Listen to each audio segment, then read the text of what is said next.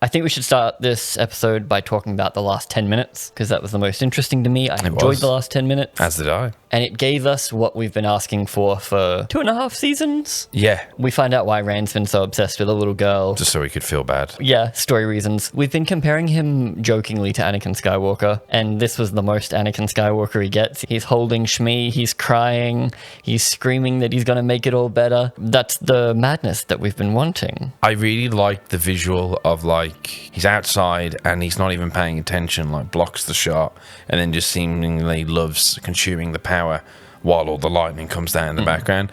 I really quite like that shot, and I like Josh's performance of, like, the smile of madness at the end. I thought, oh, you've done more for Rand in this 10 seconds than you have in the last 4 episodes. Yeah, it feels like we got Rand. Yeah, you got what the pull is. And even before that, the angry conversation with Egwene. It's I hated that conversation. But he got to act more, and that's what we've been wanting. And he actually gets to act as Rand, not episode 4 where he has to be other characters. Yeah, it actually had to be Rand. With that anger, I don't know what happens in the book, but I was really hoping we'd get a little zombie girl, because that would just make me happy. I've read it. It's an equivalent scene, but it's in the Stone of Tyr. And yeah, he decides to try and make just a random girl he sees dead. And basically, it's quite creepy, but starts through the one power working her body. Oh, like puppets there? Yeah, get the heart pumping, but they're like, she's dead. Like, you're just operating a dead corpse. Okay, so you actually can't bring people back to life in this world? At least not yet. I mean, I'm only on book 4, so who knows? Yeah, I do ask because death means nothing in this world, and everyone that keeps getting horrifically maimed gets pretty much brought back to, like, tip-top shape. Yeah, it's either completely avoidable or they're doing, like, bullet power at people's heads. There's a lot of insta-kills this episode from Leandrin. But back to Rand. I liked him kind of like laughing, crying, and you see that bit of madness, which I felt has not been there enough in Rand yet. As someone just watching the show being told they're meant to go mad. Yes. I'm not seeing the madness. I haven't seen enough examples. Even in Logain, I didn't see enough. Like, Logain had a few people talking in his head, but there wasn't any erratic, like, performance. When he was first captured, we did see him go a little bit crazy, but he didn't even make out the episode. He got gentled before the end of the episode, so it's like he toned him down, and then they brought him back as a little bit of a mentor in season 2. Oh, like, yeah, one episode, grab to it. Oh, yeah, I get it now. Just grab it, right. I think that's what makes this universe so interesting, is the one power and, like, actually going into it and everything like that. They do have a couple of discussions about how it's the one power for a reason. Moraine thinks of it very much as a two girl sides. And boy side, but he's like, bro, it's called the one power. Yeah. Like, it's the same thing. And as they said it with the whole, the Aes Sedai aren't as informed as you think you are. Which they've kind of been going through every season, but they've definitely been smacking it a lot this season. Yeah, because we had it with the wave dancers. Yep. I personally didn't care much for the argument conversation with Egwene. That might be a bit of my book informed coming in, but then in the behind the scenes, they're talking about how it was such a emotional scene. I truly felt, up until the moment where she went, do you know she's been torturing me? And then he becomes Rand again. But up until that point, he was like, you never wanted me, even though I'm the Dragon Reborn now. And that's okay. To me, it felt like he was being just dead in the eyes, and I'm not sure if that was just in the edit, the performance. It just didn't come across as a emotional moment for them. And he goes like, oh, ever since we've been here in this nondescript period of time, all you've been doing is you're dreaming. And like, I was under the impression we were going to be getting some like equivalent Paul Atreides, let us teach you our ways, like Kara Khan. We touch on that very, very lightly with the don't touch another woman's spear. Right, but like, I was full on expecting, oh yeah, you're going to come like live with me. We're going to make you a leader of the Aiel. So for 2 episodes, Rand's been doing nothing.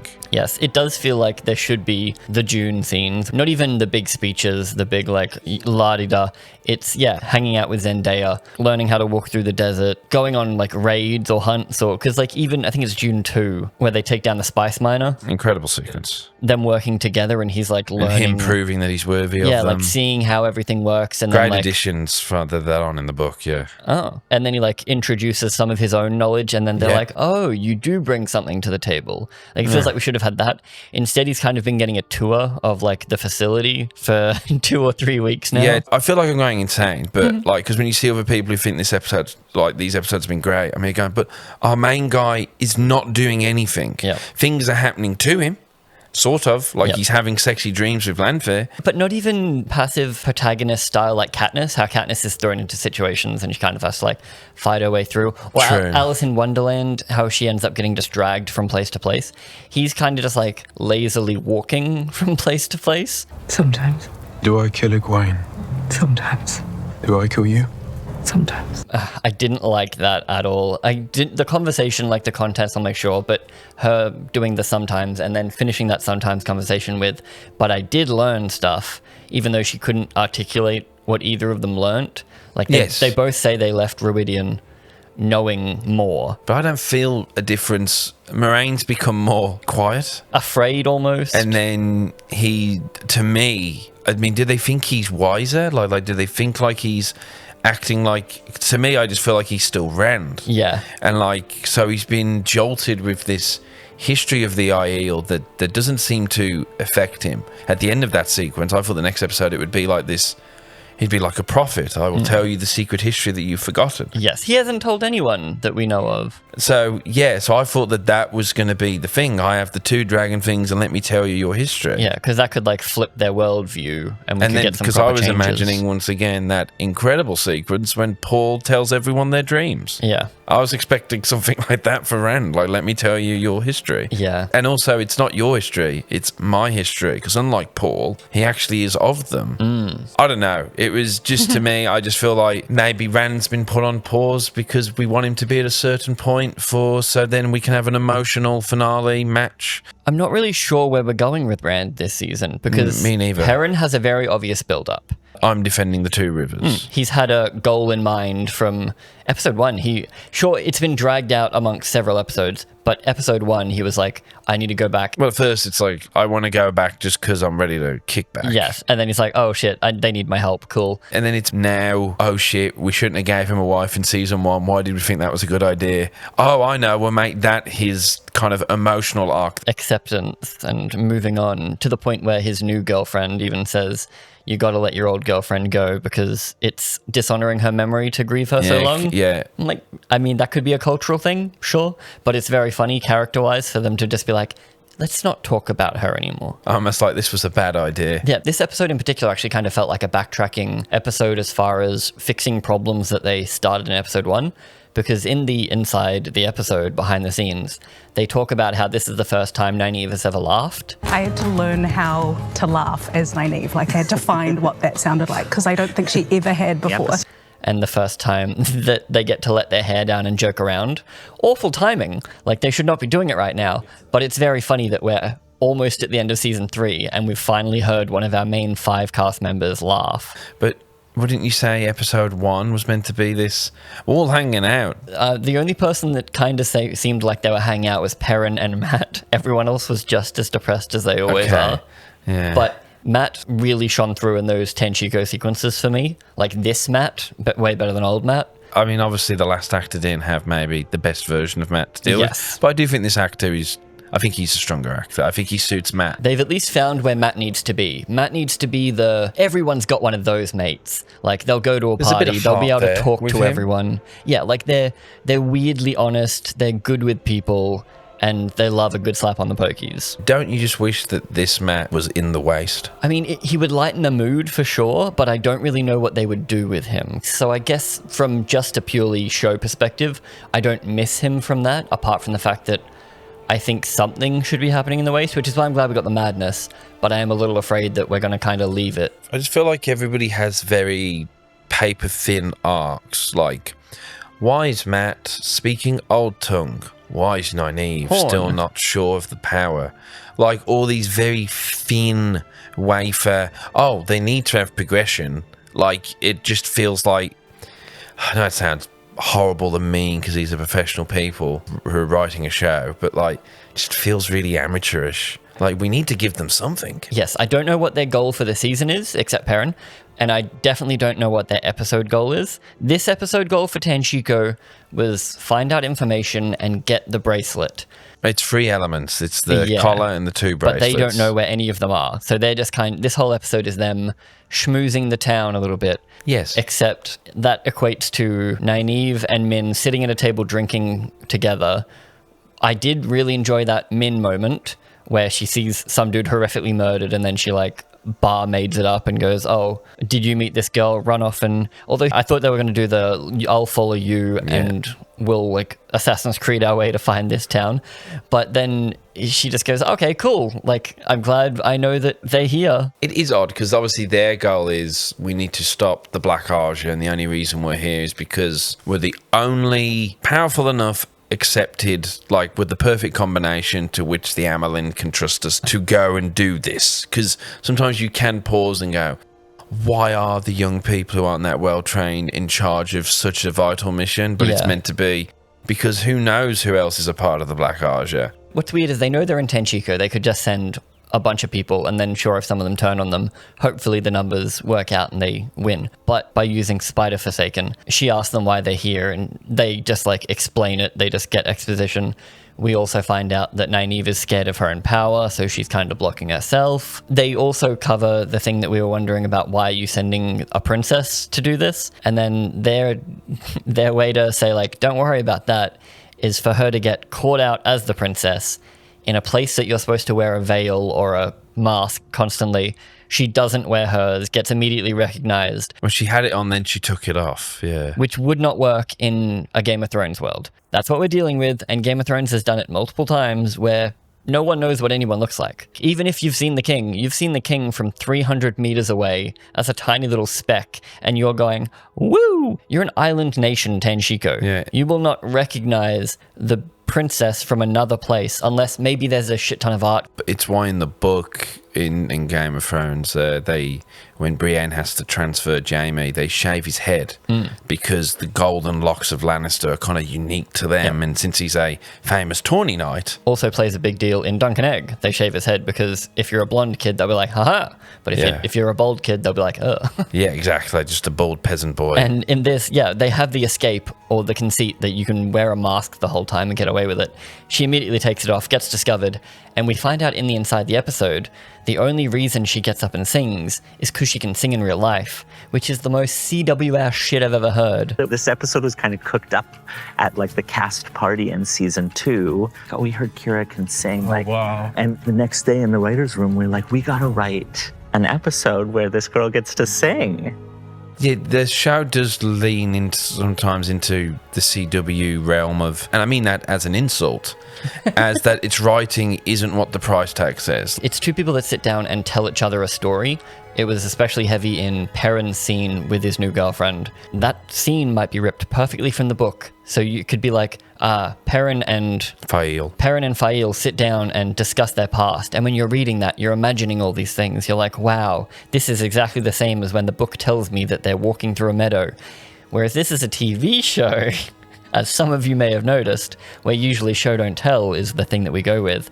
And she says, my mum turned into a dark friend. My brother went to stop her. My brother's dead now. I'm sad. By the way, I'm a military woman, which is why I kick ass. It's very exposition-y CW, which is exactly what they do. Yes. And with Supergirl and The Flash, they're both Glee actors. So they had an entire episode. They did a musical episode. But that's in CW where the stakes as a viewer are a bit lower. This is a 22, 23 episode season. It's based on a comic book. Comic books can be a bit frivolous because they're issue to issue. When you're watching CW, you're not like, good peak storytelling. But this is based, without being facetious, on the American Lord of the Rings, basically. And so there's not much room for like, hey, she can sing in real life. It's like, it works when you have Bronn, who can sing in real life, sing a little tune off to the side, because it's just kind of adds to that character that this like gruff and dirty like mercenary has a voice of an angel too. It's kind of fun. Yeah. But when it's just a fully produced, get her in the vocal booth so that when she starts singing, it sounds completely different from her talking. We'll try and get a toss a coin to the Witcher moment. And it adds nothing to the story except it does give them their like moment of levity. But again, they're meant to be undercover. And they do poke fun at it, and she's like, I swear I was fitting in. And they're like, haha. Compare that to Harry Potter 7 and 8, where they're in the thick of it, like everything is dreary, everything's desperate. You have the occasional sweet moment and laugh, and you're like, wow, that was hella endearing. The dancing in the tent. Exactly. Whereas with this, imminent danger, it's not a small moment amongst friends where they finally have safety. But that's it. She's about to get stabbed in the throat. We've kind of been dancing around it, but yeah, the Tanchico lot are in Tanchico, and they're trying to find the Forsaken / Chosen, although even the Black Aja will call them the Forsaken for the benefit of us, the audience, because Even they to their haven't. face. Yes. I was waiting for that moment, like the Chosen, because that's Yeah. how they view themselves, but I guess for the benefit of us, the audience. And this is a show in which they called the Dragon Reborn when he wasn't the Dragon Reborn back in season 1. They're meant to be hunting Leandrin, and then there's the chance that there are Forsaken operating. Well, they're in this town because everyone can wear a mask, and we even And it show makes that there's sense. a Black Aja And wearing then a there's mask. a whole comedic bit of like Nynaeve's wearing a silly version of this outfit. And so they all go to like this square to like try and root out information. Matt is, you know, annoyingly not using his dice. Maybe it's because I've watched Adolescence, which is obviously everyone's got a Scouse accent, but it was an interesting choice that Tanchico's is just like a Scouse. So it's all like, oh, we're from Tanchico. It seems to be the go-to at the moment. How can we be rough and ready? Yeah. It felt like a really convoluted way just so we can get her to sing, because isn't that just a fun, iconic moment? So then they're working backwards to try and make it make sense, and then they lie to themselves. Like, oh, they need to let their hair down, right? No, because it hasn't felt that stressful. Because the last episode we had comedy, yucks on the boat, like really low stakes, chill. Yeah. So I thought we would then go into this episode fully trying to find them. Perrin's the only one that's been in danger. Yes. Everyone else has just been hanging out, except Egwene with the whole dream mummy trying to kill her. You know, the return of Tom Merrilin, which is nice for people who are watching the show, like, oh yeah, that kind of cowboy guy. From season 1. Coincidentally, very luckily, this guy goes, oh, I have the thing you were looking for. And I thought he was going to be a dark friend, like there was going to be some deeper twist, but, oh no, thanks, mate. And then they get caught by the spider. Immediately. They get it so easily, putting in zero work or effort. Well, they were having a sing and a dance while it was happening. It literally was done for them. And then they get it taken off them just as easily. You don't get either side of the mountain there. I don't get the, oh, they got it. Oh no, they got it taken away. I'm just like, could have had a little heist-like moment. Yes. Like, how are we going to get that? Maybe Matt needs to use his charm to distract the guy while you... They have roles, yeah. Egwene is like, all right, Matt, you go talk to people, and Min, you go use your visions. And then they couldn't come up with anything for the other two to do. Maybe Nynaeve has to find a way to use her power in a subtle manner. And so it's the first time it isn't a big angry burst Afraid of of the something. power. Yep, it's a little like subtle. She makes a keyhole move or whatever. Something. Yeah, no, I like it. But no, they didn't. They wanted the Hills of Tanchico, which seemed to go on forever. They finish it, and then Min and Nynaeve rock up, and we're halfway through again. And I'm like, oh no. So when they get the spider, who's been operating within the hidden base of the Black Aja, spitting in their food, eating their food, and putting it back in the pine, just being a bit... little mess. Hamming it up. Yeah. Interesting stuff. Like, it was interesting when she kind of breaks the woman's face with her sticks her fingers inside of her. And then so she controls them, makes them weirdly, like, happy to see her. Yeah, you can cast charm on them. But she goes, oh, you're trying to fight against me, and she's quite surprised by it. But then she then proceeds to go, oh, I'm sure it'll work out fine. So she doesn't even... I know it's They're the main dumb, characters. but she doesn't even put them back... Okay, we'll go sit back over there where you were. She lets them stand there, so then they can go, something's strange. Well, I guess she has nothing to hide as well. Like, I don't know why she wipes their memories, but there's no real point to her having taken this thing off them. Like, because they only just got it. They didn't gain anything, they didn't lose anything. Maybe she thinks, I'm basically a demigod, so what do I care if these people know I took something? Yeah. It doesn't matter.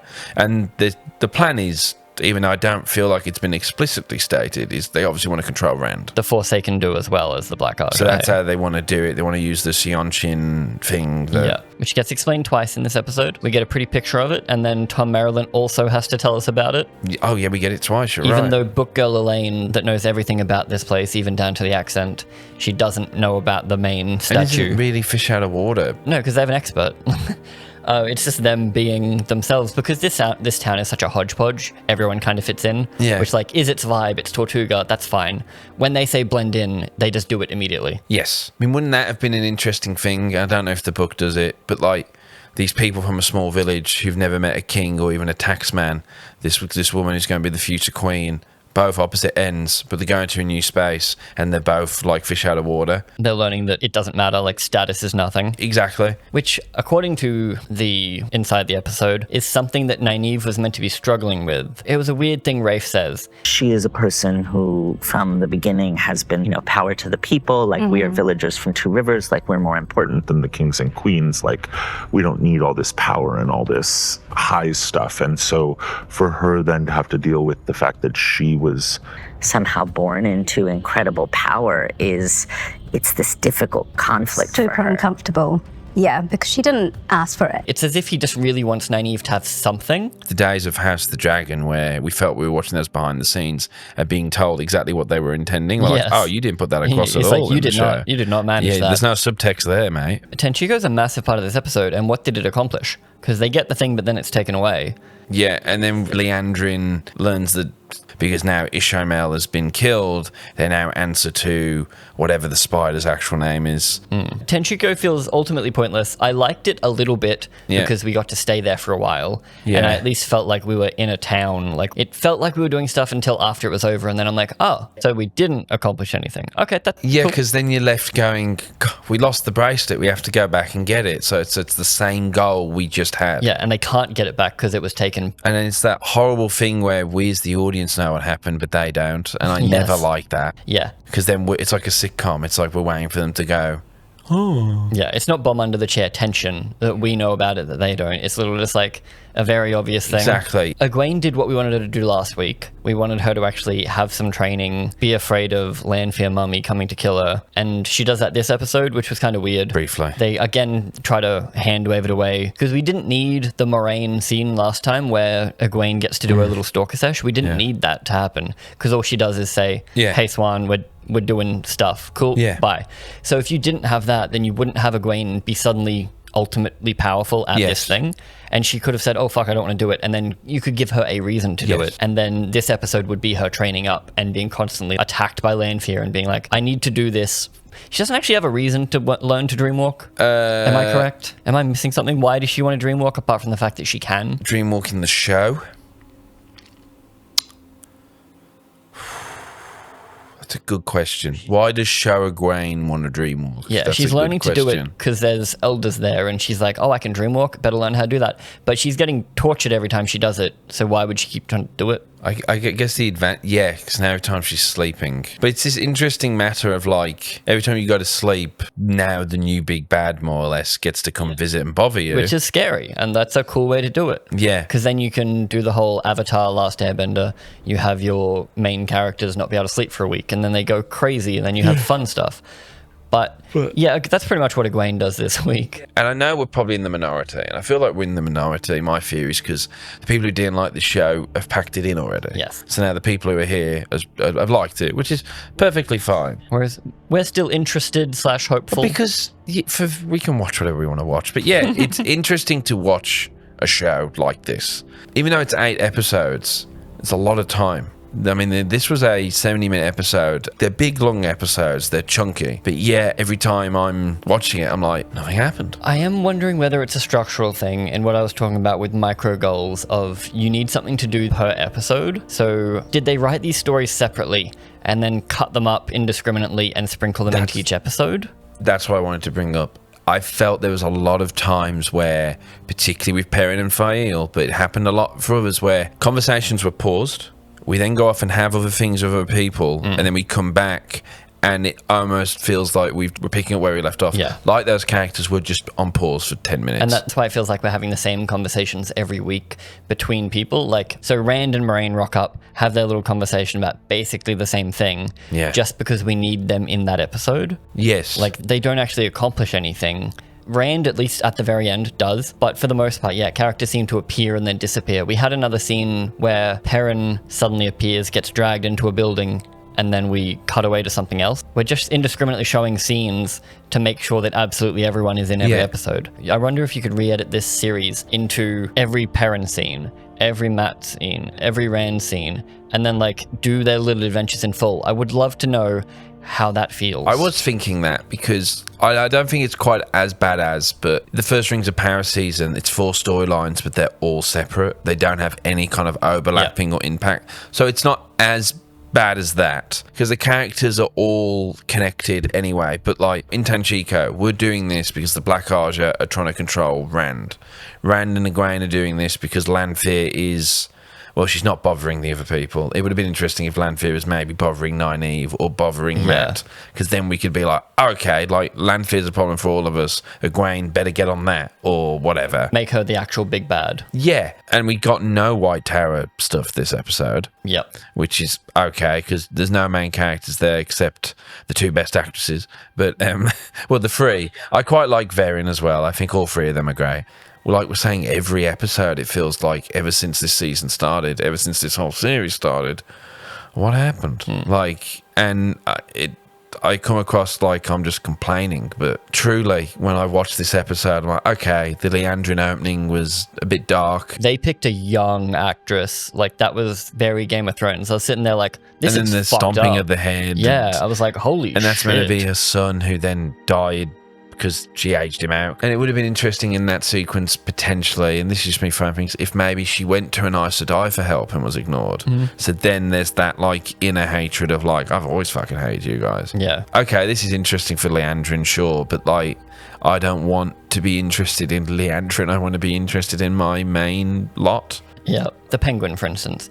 Giving your bad guy their entire episode and just letting them breathe, you make us think one thing about the bad guy. You have that opening and suddenly we feel different, but we don't feel any different after it. It could be because this is over a 200-year period and like she's already a very developed character because she is so old, but we don't have that Penguin style flip where we're suddenly like sympathetic towards Sophia because we've seen a different side of her and we've seen her struggle. It doesn't feel like that because it really is just like a little cold open that they're like, ooh, look at this, look at how edgy we are. Yeah, Aes Sedai woman at Two Rivers is very wounded by arrows. Yep, but luckily Deus Ex Machinas exist and she gets healed. She's well enough to still hold on. Yes. But then she has to coach the Matt's twin sisters through it. They heal her.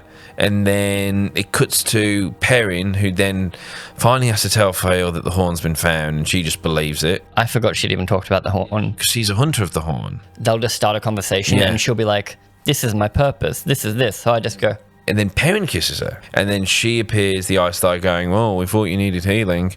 And she's like, I guess you're fine. Ice would have been like, no. Bring those magic hands. Like, I'll play it Join safe. in. Yeah, like, please. Yeah, also, yeah, you're into this, so come on in.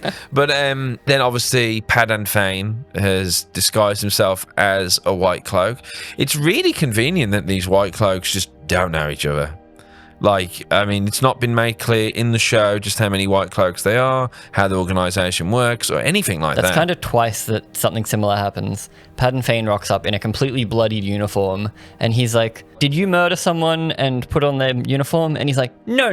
We killed Trollocs. I killed Trollocs. And he's like, that makes sense to me. And the guy that's about to stab Elaine in the neck because she's the princess heir, he's like, yeah, but princesses can't sing. So if you can sing, I'll let you go. And she's like, got good news for you, buddy. I can sing really well. Just the fact that he thinks a princess could never sing the Tanchico national anthem. If anyone can sing Heals a Tanchico, they cannot be an heir to the kingdom. Like, that is an insane leap. And look, they're all Scousers, so I guess it's the equivalent of their Sweet Caroline. Yeah, Tanchico was hilarious. Tanchico was hilarious because it's, as you were saying, there's 2 episodes left. Yeah. And what has Nynaeve and they've not done much for, like, considering how long it takes for these shows to do.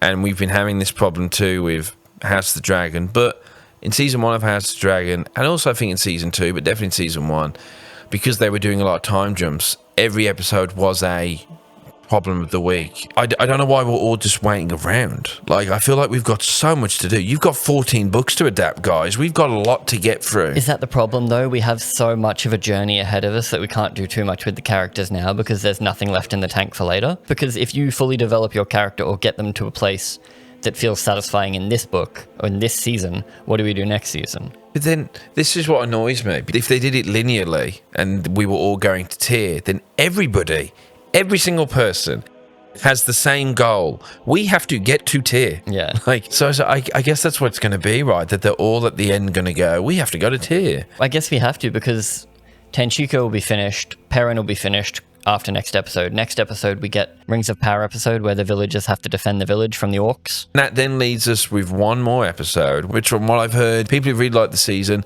have then complained that episode 8 felt like a rush job. So I'm here going, well, this whole season to me has felt stagnant. Yeah. Like, I felt with the Tanchico people, we've had 2 episodes of just sitting around talking. We have done it. I am ready for some plot stuff. I like character stuff. I love character stuff. But it's really good when it can happen at the same time as the plot. And to just go, oh, we're going to have to pause the plot. We're going to have to pause all this stuff. For a song. For a song. And, like, it's so weird to have to cut from the hills of Tanchico and then someone pressing their thumbs in someone's face. And we're meant to be going, that's the same situation. Yes. It's not that they don't know that's going on. It's not like that's the dark underbelly that's happening while your friends are having fun. It's, oh no, they know. That's why they're there. Oh yeah, it's not like that. Yeah, if it was like that, like, oh, this seems like a really fun time, and then you pan through the floor and there's a torture dungeon. Yeah. You're like, oh. No, they're fully they know. aware there's Black Heart are That's doing why some they're crazy there. stuff. But they're like, you know what? Let's just kick back and relax. It's like, it's mind-blowing to me that they were like, oh, let's have them kick back and relax in an enemy stronghold. That would be awesome. What a great choice. Sadly, we both agree, and sorry again. I desperately really want to like the show. I think it's a really cool world that they've got, and I'm always left being sadly bored. I mean, I was tapping the screen, going, 20 minutes left. I got halfway through and I text you and I was like, you sure? You sure you want to talk about this? Yeah. So it's a good thing that last 10 minutes happened, or we probably wouldn't. Yeah, like the last 10 minutes was cool and interesting, but then why is that not the show? I did want to avoid just making fun of the show again, but Tanchico was just so funny. It was really funny. It's too easy to make fun of Tanchico. What's Wheel of Time about? Oh, it's about you being the chosen one, but that means you're going to go crazy and kill all your friends and family. Oh, cool. You watch the show and you don't get any of that. Yeah. It's not even, I told you about the greatest prologue ever. They don't even do the great prologue. Oh, yeah. Where you see Luciferin kill his family, so then you understand the dangers Rand's in. Yeah, they didn't even show that in the show. If next episode is a technically exciting action fight, Helm's Deep-esque episode, Maybe, yeah. Sure, I might enjoy it as its own thing, as just a piece of, hey, you did a good job with this. And if it's well lit, I'll give it. Oh, it looks pretty dark. Yeah, It is. They invade at nighttime, like all good invasions. In battle, you attack at dawn. Like, watch any old movie where they had budget and they had, like, 1,000 extras on horses. We attack at dawn. Just do my favourite thing. Sean Astin asks the cinematographer, where's all this blue light coming from? And they go, the same place where the soundtrack's coming from.